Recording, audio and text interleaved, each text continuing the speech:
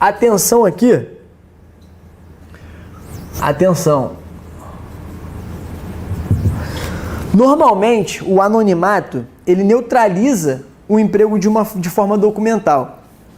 Mas de maneira excepcional, desde que confrontada com o manancial probatório, esse documento ele poderá ser utilizado se for obtido de forma lícita. Beleza? Aqui agora vamos falar da produção. Produção. Como é que é feita a produção e a partir de que momento eu posso estar produzindo provas nos autos de um processo, tá? Em tese, num ambiente normal, a produção ela pode ser feita a qualquer momento. Qualquer momento. Tá bom? De acordo com o artigo 213 do CPP. Ele é bem curtinho o artigo, ele fala o seguinte: salvo os casos expressos em lei, as partes poderão apresentar documentos em qualquer fase do processo, tá? Ele pode ser apresentado pela parte.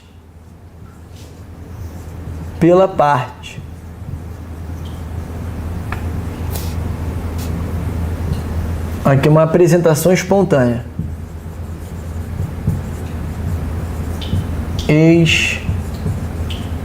Espontânea. Ou ele pode ser apresentado por ordem judicial. Por ordem judicial.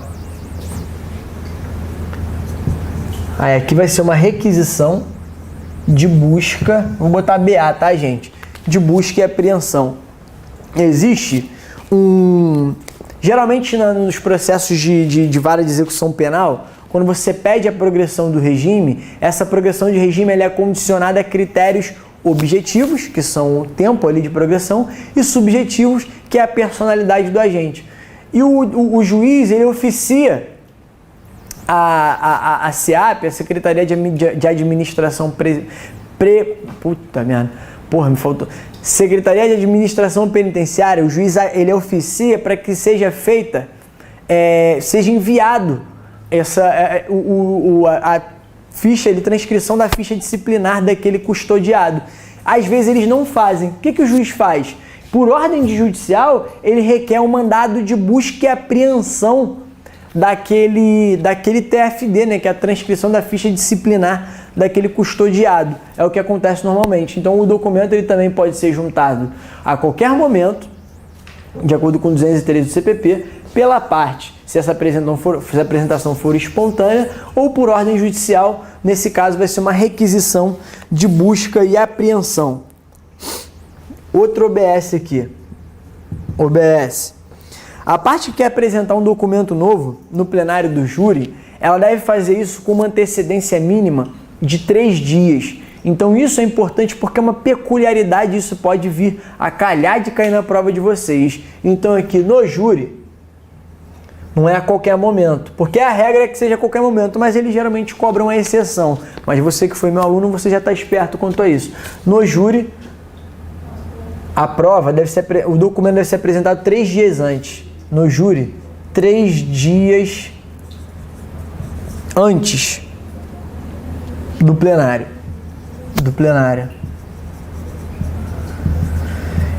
Isso você pode extrair lá do artigo 479 do CPP.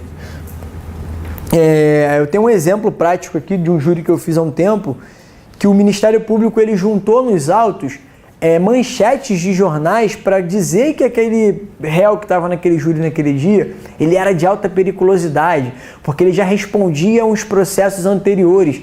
Então o Ministério Público, com uma certa antecedência, ele respeitou esse prazo, ele não ia dar esse mole, ele respeitou esse prazo do 479 do Código de Processo Penal e juntou essa prova, essas manchetes jornalísticas, para poder fundamentar o pedido dele ali de condenação. Então ele respeitou o prazo de 3 dias do 479 e fez a juntada dele lá dessas provas, né? Outro OBS. Artigo 233 do CPP, ele reza e versa, né, que não se permitirá as cartas interceptadas ou obtidas por meio ilícito. E aqui a gente vai combinar com o artigo 5º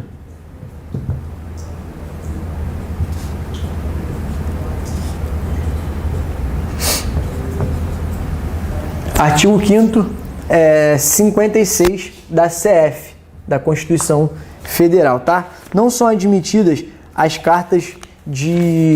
interceptações de carta e obtidas por meio ilícito. Isso está lá no artigo 233 do Código de Processo Penal e fala o seguinte: as cartas particulares interceptadas ou obtidas por meio criminoso não serão admitidas em juízo. Vamos fazer aqui mais um apontamento nesse outro lado do quadro.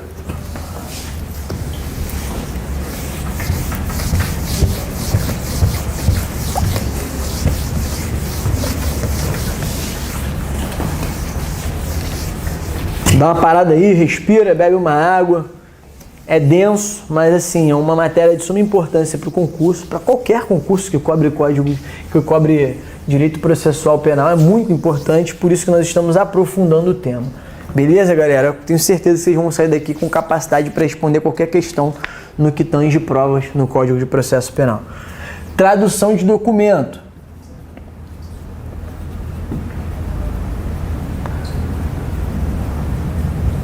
Tradução de documento. Os documentos em língua estrangeira, eles serão imediatamente admitidos, mas vão ser oportunizados a tradução desse documento no momento oportuno, beleza? Sem muito mais sem aprofundação e sem muitas observações, só para vocês saberem que eles vão ser imediatamente admitidos. Tradução de documentos. Bota aí no caderno de vocês. Eles serão imediatamente admitidos, resguardado a devida tradução no momento oportuno. Vamos passar para um próximo tópico aqui, que é a restituição. Como é que é feita a restituição desses documentos que foram juntados nos autos, tá? Essa restituição, após o trânsito de julgado, os documentos que não são mais úteis, eles podem ser restituídos, tá? Ouvido o MP e com a preservação da cópia nos autos. Atenção, tá? Eu vou botar aqui restituição. Após o trânsito em julgado. Ouvido o MP e salvas e cópias preservadas, com cópias preservadas nos autos. E aqui, atenção, antes do trânsito em julgado, o adequado para devolução desses documentos é ao incidente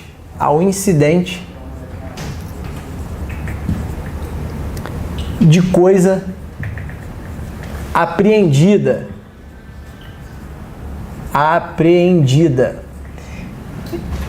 E podemos extrair esse entendimento lá do artigo 118 e seguinte do CPP, beleza? Exemplo, alguns celulares, geralmente quando alguns réus são presos em flagrante, os celulares, eles ficam apreendidos, as autoridades policiais não querem os devolverem, esses celulares ficam apreendidos lá, e essa restituição pode ser feita por meio desse incidente de coisa apreendida, com previsão lá no 118 e seguinte do Código de Processo Penal. Uma observação aqui, a lei fala isso, que essa devolução ela vai ser feita após o trânsito em julgado, ouvido o Ministério Público e com as cópias preservadas. Só que na prática, hoje em dia, como existe um sistema virtual, os documentos eles são juntados nos autos de forma automática.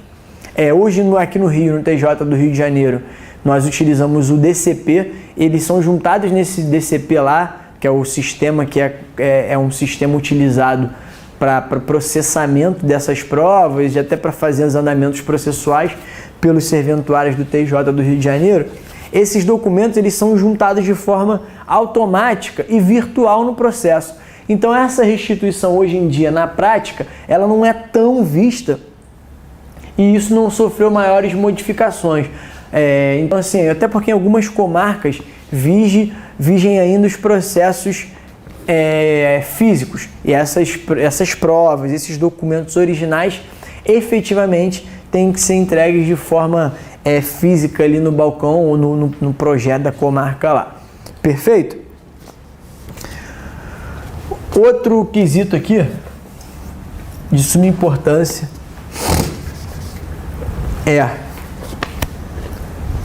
vou até botar uma estrela aqui, tudo que tiver estrela é porque é muito importante, tá, gente? Busca e apreensão. Busca e apreensão.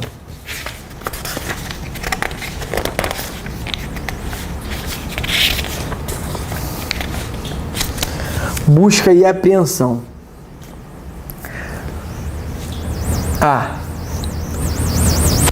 Busca. Bota aí vocês, 2 pontos. Busca é a procura de determinada pessoa ou objeto. Busca. Pessoa ou objeto. E B. Apreensão é a constrição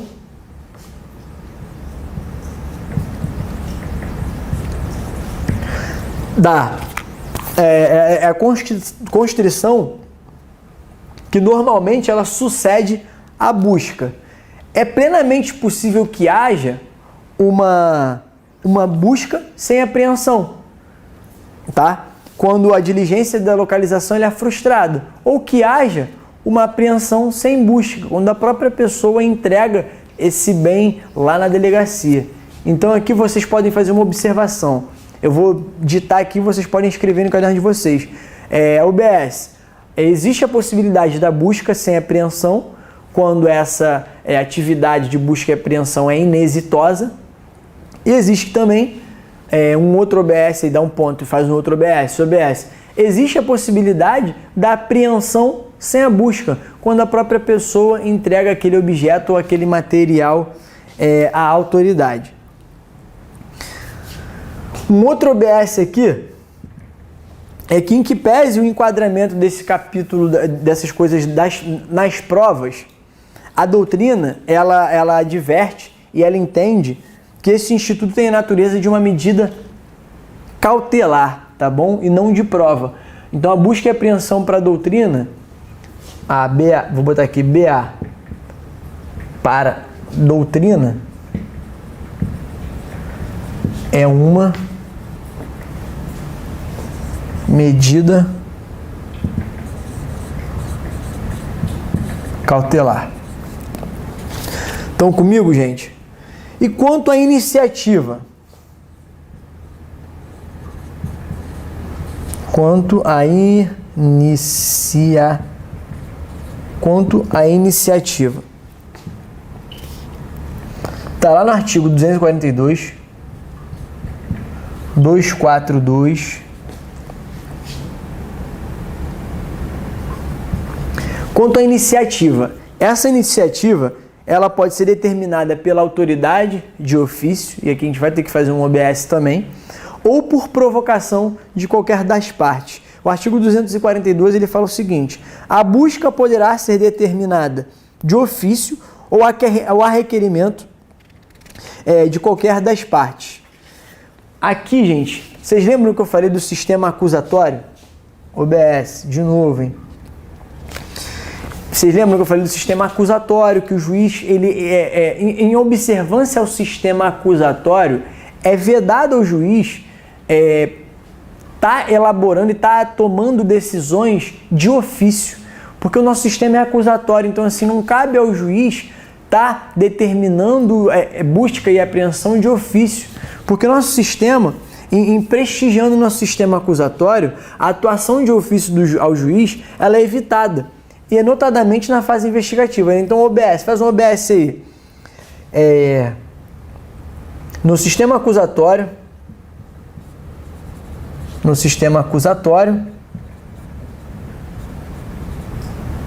é vedada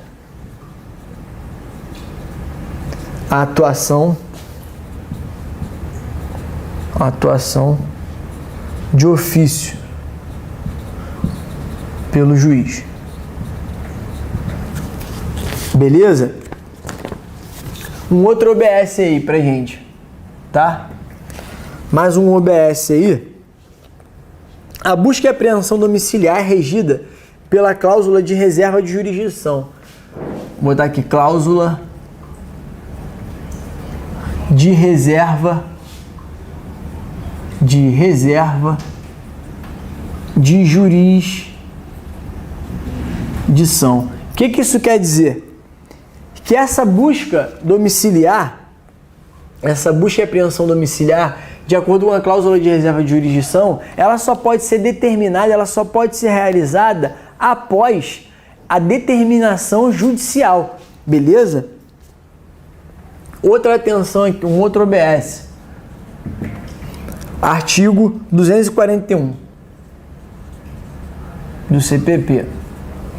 Ele fala o seguinte: quando a própria autoridade policial ou judiciária não a realizar pessoalmente, a busca domiciliar deverá ser precedida de expedição de mandado.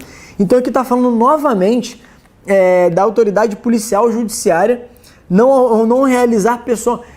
Se você imagina um juiz realizando uma medida de busca e apreensão, não, né? Então, principalmente no sistema acusatório, que ele não pode ficar agindo de ofício.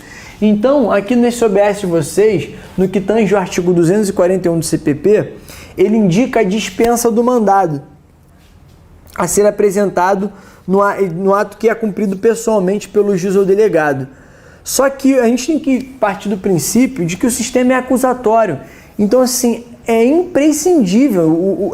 Eu tenho certeza que esse artigo aqui, para vocês, pode ser um prato cheio aí para uma questão dissertativa para um eventual concurso do juiz agir de ofício. Então, vocês podem bater nessa tecla de que o sistema é acusatório e o juiz agir de ofício fere o princípio desse sistema acusatório, de um juiz estar agindo de ofício, está requisitando de diligências. É um juiz que vai estar completamente influenciado, porque um juiz que quer tanto investigar, ele é um juiz que está intimamente, ele está vinculado intimamente à acusação, à condenação.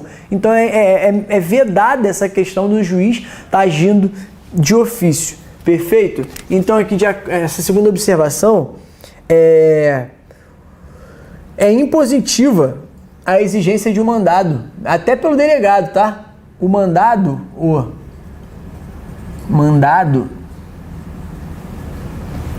a apresentação do mandado, né, é uma exigência, vou botar tudo maiúsculo, impositiva. Beleza, gente? Ela, sob pena da autoridade responder até por abuso de autoridade. Sob pena da autoridade responder por abuso de autoridade. Abuso de autoridade.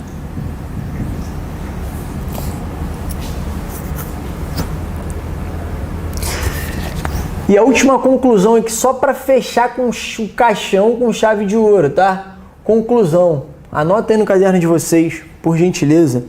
Em homenagem ao sistema acusatório, a doutrina afasta a possibilidade do cumprimento de diligências pelo juiz, tá bom? Agora, avançando ainda no conteúdo da matéria, objetos da medida de busca e apreensão. Tá lá no artigo 240 do CPP. O artigo 240 do CPP, ele trouxe de forma não exaustiva, ele não exauriu, ele não trouxe todos os objetos que podem ser passíveis de uma constrição ou de uma medida de busca e apreensão. Não foi uma medida exaustiva, ele trouxe alguns objetos que podem ser alvo de uma medida de busca e apreensão. A busca será domiciliar ao pessoal e proceder-se-á a busca domiciliar quando fundadas razões e autorizem para prender criminosos, apreender coisas achadas ou obtidas por meios criminosos, apreender instrumentos de falsificação ou de contrafação e objetos falsificados ou contrafeitos, apreender armas e munições, instrumentos utilizados na prática de crime ou destinação de a fim delituoso. Descobrir objetos necessários à prova de infração ou à defesa do réu. F. Apreender cartas, abertas ou não, destinadas ao acusado ou em seu poder, quando haja suspeita de que o conhecimento do seu conteúdo possa ser útil à elucidação do fato. Aqui muita atenção para essa linha F do 240 do CPP e eu vou comentar adiante, tá? Para apreender pessoas vítimas de crimes e colher qualquer elemento de convicção. A linha F, que nós citamos aqui, do artigo 240, ela merece interpretação conforme a Constituição, tá? Porque a correspondência, um OBS aqui, ó, no objeto OBS, a correspondência lacrada deve ser vista com ressalva, tá? A correspondência lacrada deve ser vista com ressalva, tá? E aqui uma conclusão. Esse tema é interessantíssimo, porque o STF, ele admitiu a devassa de cartas que são levadas até o interior de unidades prisionais por conta de funcionários da administração penitenciária. Porque eles alegam que algumas dessas cartas, essas cartas podem estar sendo utilizadas como meio de informação para que sejam cometidos crimes aqui fora. Então, o próprio STF, no julgado do HC, vou botar aqui para vocês, ó, HC 70.814/SP, ele trouxe essa previsão, que ele admitiu a atuação da administração penitenciária no monitoramento de correspondência de preso, que não pode invocar o princípio da intimidade para praticar infrações por meio de correspondência. Ou seja, o STF admitiu que os administradores de uma penitenciária, os policiais penais, possam estar ali fazendo esse monitoramento das correspondências desses presos. Isso é muito importante. Se alguma questão tiver vindo perguntando para vocês quanto ao entendimento do STF, quanto à violação da intimidade de preso no que tange ao monitoramento de correspondências. Então, é favorável, tá bom? E esse entendimento ele foi inclusive endossado pelo pacote anticrime. A gente pode ver aqui nessa linha F do artigo 240 do CPP, parágrafo 1º, notadamente no tratamento de preso em RDD, que é o regime disciplinar diferenciado, e no monitoramento previsto no âmbito de estabelecimentos prisionais federais. Hoje em dia, para você ir num presídio federal, para quem quiser também fazer prova para o DPEM,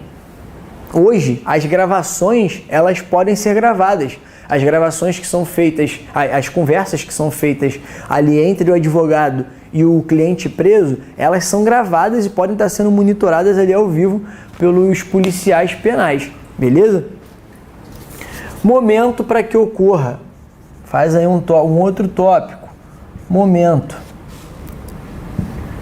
Qual o momento para que ocorra essa busca e apreensão? Eu não vou anotar aqui não, espero que vocês anotem aí. Ele pode ser feito no inquérito, pode ser feito no próprio processo. Ela pode ser determinada, essa medida de busca e apreensão pode ser autorizada na fase processual, na fase recursal, na fase até de execução mesmo na fase de execução e até mesmo antes da deflagração regular da investigação. Um outro tópico muito importante é a busca e apreensão busca e apreensão no âmbito domiciliar.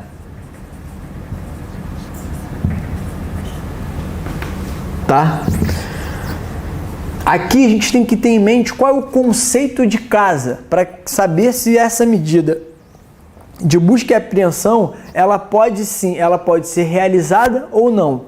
Qual é o conceito de casa? O conceito de casa, nós encontramos lá, ele é bem amplo, tá? E ele tem previsão legal lá no artigo 150, parágrafo 4º do CP. Aluno meu já sabe. Quando eu falar um artigo, dá um pause, vai lá no artigo, dá uma lida e volta aqui, que a aula vai estar fluindo normalmente. Beleza? Ainda mais vocês que estão aí na era digital, estão no conforto de casa, dá um pause, lê o artigo e volta, que a matéria vai ficar muito mais fácil para vocês, tá bom? Conceito de casa, o que pode ser considerado casa? Primeiro, qualquer compartimento habitado.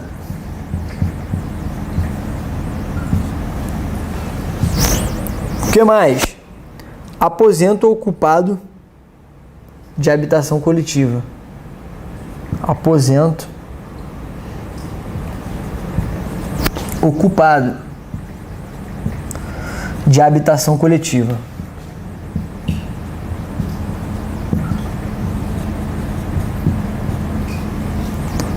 Exemplo, albergue.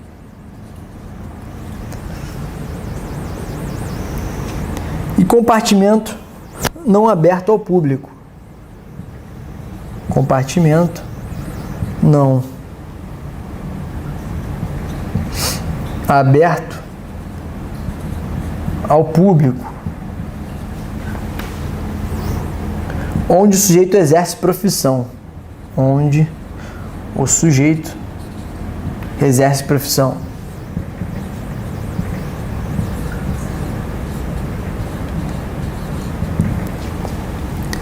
Perfeito?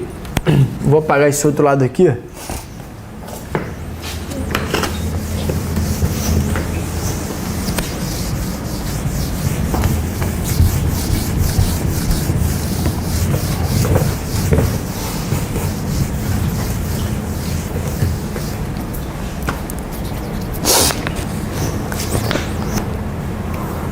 Atenção aqui, gente. Atenção.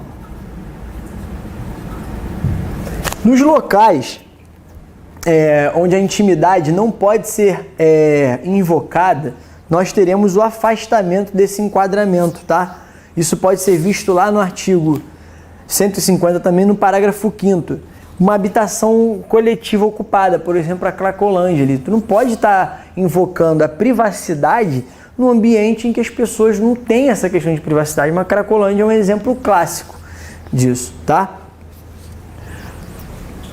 Horário e disciplina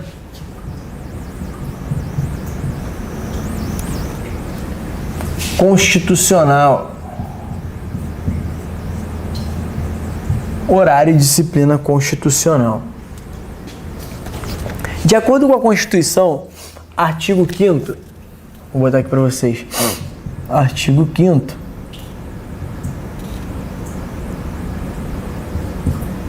inciso 11 da Constituição Federal, a casa ela é um asilo inviolável. Ela você só pode ingressar na casa em alguns casos. Caso de desastre, para prestar socorro ou flagrante. Então você só pode entrar na casa só podendo adentrar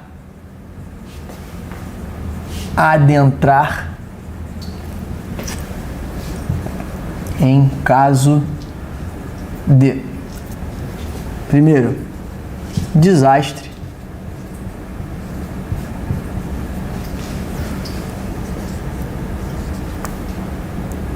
prestar socorro ou em casos de flagrante.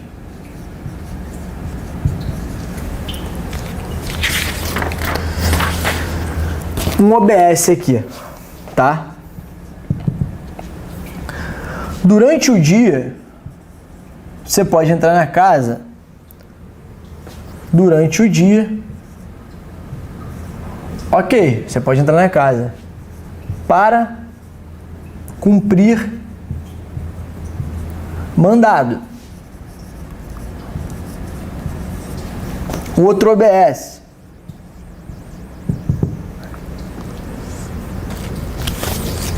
Com o consentimento do morador,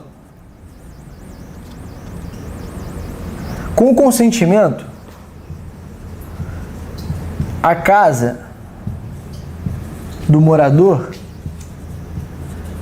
ela pode ser invadida de dia ou de noite. Com o consentimento do morador, ok, de dia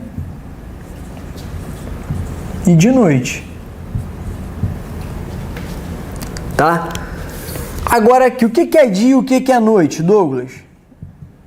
Tá? Entende-se como dia o período entre 6 da manhã, 6 horas da manhã, até às 18 horas. Só que existe um entendimento de que se a diligência ela começou durante o dia e ela se estender até a noite, diante dessa da proporcionalidade e para concretização daquela diligência, ela pode ser estendida, mas isso é uma estrita necessidade. Se ela começou durante o dia, começou ali 1h da tarde, foi se prolongando, diante de uma estrita necessidade dessa diligência, houve a necessidade da polícia permanecer no imóvel durante esse período, durante extrema necessidade, pode ser que haja essa possibilidade. Vamos atentar aqui para uma previsão legal, lá do artigo 22 da Lei 13.869, que é a lei que dispõe sobre o abuso de autoridade. Artigo 22 da Lei 13.869. Ela trouxe a tipificação legal do crime da pessoa, ela trouxe como abuso de autoridade a pessoa que invade uma casa entre o período de 5 da manhã e 9 da noite. E o que a doutrina entendeu? O que se entende? O que houve com esse... Douglas, você não acabou de falar que o horário que se entende pela doutrina é de 6 da manhã às 6 da noite? Falei e continuo dizendo. Esse é o entendimento. 6 da manhã até às 6 da noite. Mas a lei de abuso de autoridade, ela não diz que é crime se a pessoa entrar na casa de 5 da manhã até 9 da noite? Sim, a lei de abuso de autoridade disse isso. Então, Douglas, você quer dizer que a lei de abuso de autoridade ele estendeu o período de dia e de noite? Não. A lei não trouxe a extensão, uma interpretação extensiva do que é dia e o que é noite. A lei, ela simplesmente elasteceu esse parâmetro para a continuidade dessa medida que se impõe no lar. Ela simplesmente aumentou. Ela fala o seguinte, o artigo 22 da Lei 13.869 de 2019. Invadir ou adentrar clandestina ou astuciosamente, ou à revelia da vontade do ocupante, imóvel alheio ou suas dependências, ou nele permanecer nas mesmas condições, sem determinação judicial ou fora das condições estabelecidas em lei. Pena, detenção de 1 a 4 anos e multa. Parágrafo 1º. Incorre na mesma pena, na forma prevista no caput deste artigo, quem? Inciso 1. Coage alguém, mediante violência ou grave ameaça, a franquear-lhe o acesso ao imóvel ou suas dependências. É o inciso 3 que é o que importa pra gente aqui, que é o que mais importa, né? Cumpre mandado de busca e apreensão domiciliar após as 9 horas da noite ou antes das 5 horas da manhã. Então aqui, voltando à pergunta, houve a dilação desse horário, do que entende-se como horário de dia e de noite? Entende-se o seguinte, faz uma conclusão aí no caderno de vocês. Conclusão. Essa referência de tempo, ela aponta critérios objetivos para mensurar a extensão da medida iniciada de dia, que se estende no período noturno, assim como para balizar a autorização do morador. Beleza?